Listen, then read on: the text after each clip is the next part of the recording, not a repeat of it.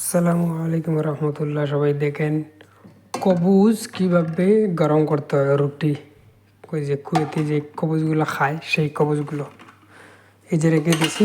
এই যে পানি দিয়ে দিব এটার মধ্যে।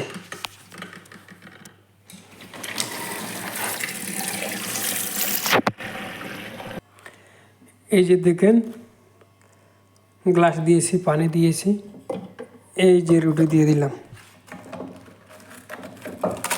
এগুলো গরম করার পদ্ধতি, একদম সফট হয়ে যায়। এই যে ঢাকন দিয়ে দিলাম। এই যে দেখেন লোকাল আন্ডা এই মুহূর্তে বুজি বানাবো। বুজি একচুয়ালি এরকম সাদা বানায়, ঠিক আছে, কিন্তু আমি এরকম খাই না। আমি এই যে মশলাগুলো দিয়ে রান্না আন্ডা বুজি বানাই। এই যে দেখেন প্রথমে রুটি বসাই দিয়েছিলাম, তাই রুটিও হয়ে গেছে, এই আন্ডাও হয়ে গেছে।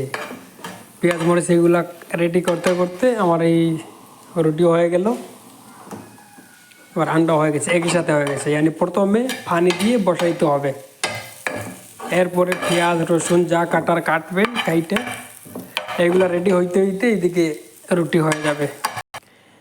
এই মুহূর্তে আন্ডা ভুজি হয়ে গেছে। এইটা হইলো তাহিন।